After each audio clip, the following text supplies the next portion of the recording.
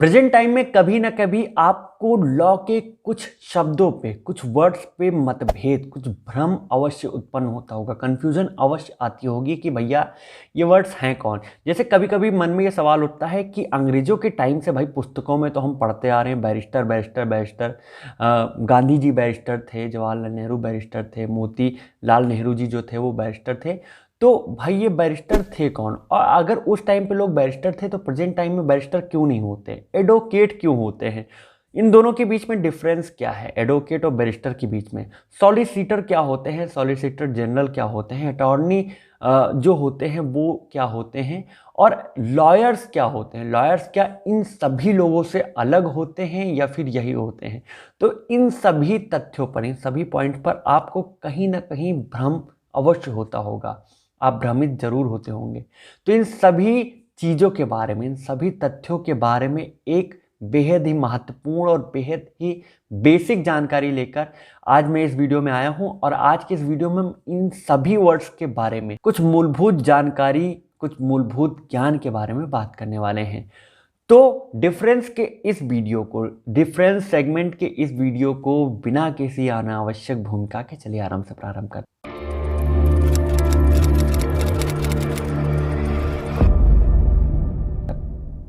तो इस क्रम का सबसे पहला शब्द, सबसे पहला जो टर्म है वो लॉयर है कि आखिर भैया लॉयर कौन होते हैं। तो अगर बेसिकली बात की जाए तो लॉयर हर वो व्यक्ति होता है जिसने अपना जो लीगल एजुकेशन, जो अपना लीगल जो ग्रेजुएशन है वो कंप्लीट किया होता है, या फिर वो परस्यू कर रहा होता है, ग्रेजुएशन में उसने एडमिशन लिया होता है, वो बस उनका चल रहा होता है। यानी कि अगर आपने LLB 3 ईयर या 5 ईयर में एडमिशन ले लिया, तो जिस दिन से आपने एडमिशन ले लिया तभी से आप स्वयं को लॉयर कहलाने के लायक हो गए। लेकिन खास बात ये होती है कि लॉयर्स को अपने आप को कोर्ट की लीगल प्रोसीडिंग्स के दौरान रिप्रेजेंट करने का अधिकार नहीं मिलता। आप एक कंसल्टेंट हो सकते हैं, आप लीगल एडवाइज़र हो सकते हैं, आप जो डीड हैं और बाकी की सारी चीज़ें होती हैं, कॉन्ट्रैक्ट वगैरह की ड्राफ्टिंग कर सकते हैं, लेकिन आप लीगल प्रोसीडिंग्स में, कोर्ट की प्रक्रिया जो होती है उसमें स्वयं को रिप्रेजेंट नहीं कर सकते, उसमें प्रतिभाग नहीं ले सकते। यहाँ पर एक चीज़ आपको स्पष्ट कर दे कि आप एक जूनियर बन के प्रतिभाग ले सकते हैं, लेकिन आप एक बाकायदा एडवोकेट की तरह राइटफुल मैनर में आप यहाँ पर भाग नहीं ले सकते। तो हर एक व्यक्ति जो कि कॉलेज में LLB अपना कंप्लीट कर चुका है या फिर कर रहा है, वो हर एक व्यक्ति लॉयर कहलाया जाता है। इस क्रम का दूसरा शब्द जो है वो एडवोकेट है। तो एडवोकेट हर एक वो व्यक्ति होता है जो कि अपना LLB ग्रेजुएशन पास करने के बाद जो बार काउंसिल का एग्ज़ाम है उसको पास कर चुका होता है, और वो किसी अन्य व्यक्ति के बिहाफ पर कोर्ट में उनको प्लीड करता है या फिर डिफेंड करता है या फिर असिस्ट करता है, उनके बिहाफ पे उनके सारे तथ्यों को कोर्ट की प्रोसीडिंग्स के दौरान रिप्रेजेंट करता है। तो हर वो व्यक्ति एडवोकेट कहा जाता है। एडवोकेट के बारे में एडवोकेट एक्ट 1961 का सेक्शन 2A ये कहता है कि तो एडवोकेट हर वो व्यक्ति होता है जो कि इस प्रोविज़न, इस एक्ट के अंतर्गत इनका जो रोल का जो पूरा लिस्ट है उस लिस्ट में उनका नाम होता है, वो हर एक व्यक्ति एडवोकेट होता है। सरल शब्दों में ये कहते हैं कि हर वो व्यक्ति एडवोकेट होता है जिसने अपना लीगल एजुकेशन पास करने के पश्चात बार काउंसिल का एग्ज़ाम पास किया है, और वो कोर्ट की प्रोसीडिंग्स के दौरान किसी अन्य व्यक्ति के जो पूरी कहानी होती है, पूरी गाथा होती है, उसको एक लीगल वे में कोर्ट में रिप्रेजेंट करता है, उनको प्लीड करता है, असिस्ट करता है, डिफेंड करता है, या फिर कोर्ट के बाहर किसी व्यक्ति को आवश्यकता पड़ने पर लीगल एडवाइस देता है। इस क्रम में जो तीसरा नाम आता है वो एडवोकेट जनरल का आता है। तो एडवोकेट जनरल जो है वो सीनियर लॉ ऑफिसर होता है जिसकी नियुक्ति इंडियन कॉन्स्टिट्यूशन के आर्टिकल 165 के अंतर्गत गवर्नर करता है, और जो कि स्टेट के लिए उनको लीगल एडवाइस देते हैं, असिस्ट करते हैं या फिर उनके बिहाफ पर केसेस को लड़ते हैं। तो और इसके अलावा जो एडवोकेट जनरल ऑफ इंडिया होते हैं वो, उनके बारे में अगर बात की जाए तो उनकी नियुक्ति इंडियन कॉन्स्टिट्यूशन के आर्टिकल 76(1) के अंतर्गत की जाती है। अटॉर्नी जनरल ऑफ इंडिया जो है वो सीनियर मोस्ट या फिर सब यूँ कहें कि प्राइमरी लॉयर ऑफ इंडिया माने जाते हैं, और ये सेंटर के बिहाफ पे जो इंडियन गवर्नमेंट है उनके बिहाफ पे केसेस को लड़ते हैं, प्लीड करते हैं, और असिस्ट करते हैं, लीगल एडवाइस देते हैं। और इनकी नियुक्ति चूंकि प्रेसिडेंट के द्वारा की जाती है, तो ये केवल प्रेसिडेंट के प्लीजर पे, उनके प्रसाद पर्यंत पर ही, जब तक उनकी इच्छा है, जब तक वो खुश हैं, या फिर यूँ कहें कि जब तक उनका कार्यकाल होता है तभी तक अपने पद को एंजॉय करते हैं। इनकी कुछ अहर्ताएं, कुछ क्वालिफिकेशंस बताई गई हैं कि अगर कोई एक एडवोकेट है, वो अगर अटॉर्नी जनरल ऑफ इंडिया बनना चाहता है तो उसको इन क्वालिफिकेशंस को फुलफिल करना, इन अहर्ताओं को परिपूर्ण करना आवश्यक हो जाता है। अब इन अहर्ताओं में आती क्या है, तो इनमें सबसे पहली अहर्ता ये है कि वो सिटीजन ऑफ इंडिया या भारतीय नागरिक होना चाहिए। दूसरे पॉइंट के अंतर्गत उस व्यक्ति को सुप्रीम कोर्ट का जज अपॉइंट होने की जो भी क्वालिफिकेशन है उसके लायक होना चाहिए।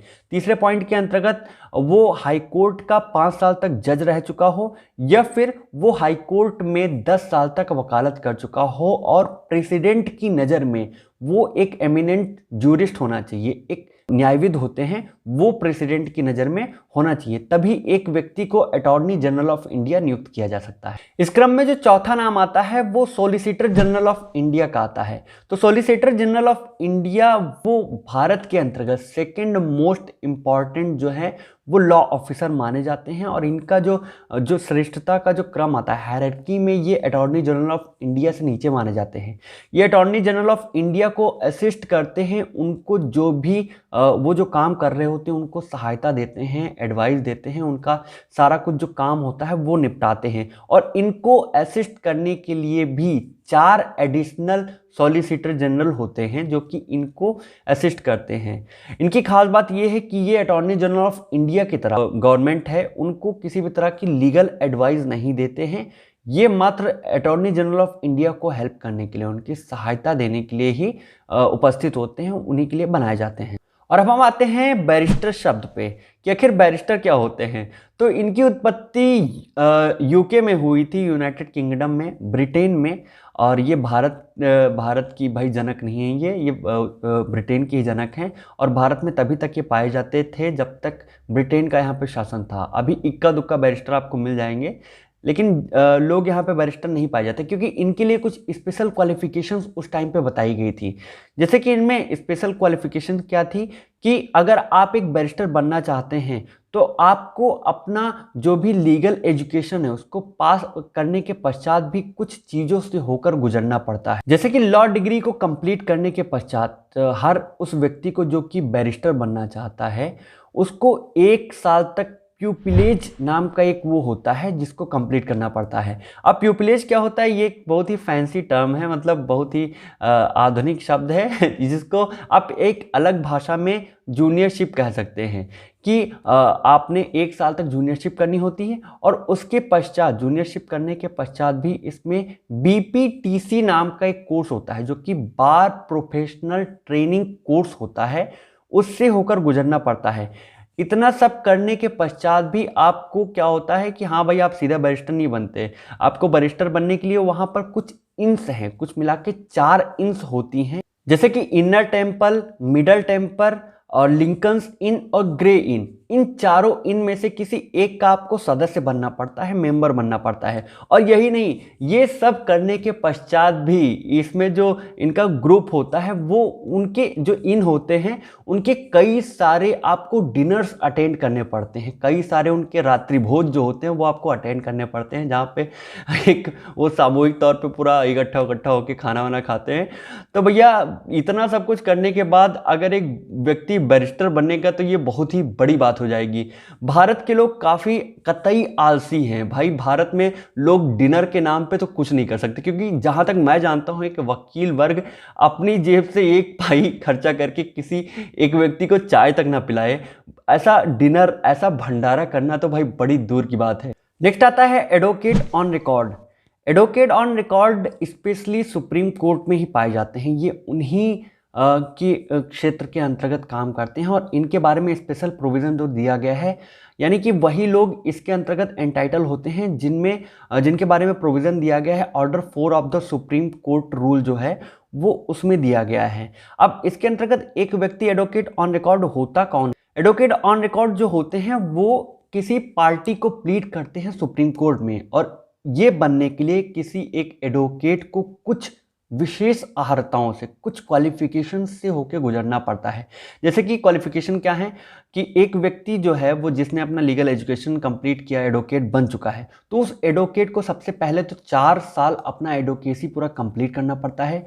4 साल कंप्लीट करने के बाद एक सीनियर एडवोकेट ऑन रिकॉर्ड के अंडर में, उनके गाइडेंस में 1 साल तक पूरी ट्रेनिंग लेनी पड़ती है। और ट्रेनिंग लेने के पश्चात भी क्या होता है कि ये सुप्रीम कोर्ट एक बार मतलब एक एग्ज़ाम कंडक्ट कराता है, और उस एग्ज़ाम को पास करने के बाद ही एक व्यक्ति एडवोकेट ऑन रिकॉर्ड बन सकता है। लेकिन इसमें भी कुछ सब कंडीशंस लगा दी गई हैं, सब कंडीशंस जो कि काफ़ी ज़रूरी हैं, मैंडेटरी हैं। जैसे अगर आप एक एडवोकेट ऑन रिकॉर्ड बनना चाहते हैं तो आपका जो ऑफिस है, जो रजिस्टर्ड ऑफिस है, वो सुप्रीम कोर्ट के 10 माइल्स 10 मील के अंतर्गत उसी के एरिया में आना चाहिए। प्लस आपके पास एक क्लर्क, बेहतर क्लर्क होना चाहिए जो आपका रजिस्टर्ड ऑफिस में पूरा का पूरा काम संभालेगा। तो इतना सब कुछ झमेला पालने के पश्चात ही एक एडवोकेट ऑन रिकॉर्ड बनता है। ये काफ़ी सम्मानपूर्ण पद है जो कि हर एक व्यक्ति को नहीं मिलता भाई। नेक्स्ट हम बात करते हैं अपने सेकेंड लास्ट पॉइंट के बारे में, जो कि लिटिगेटर का है।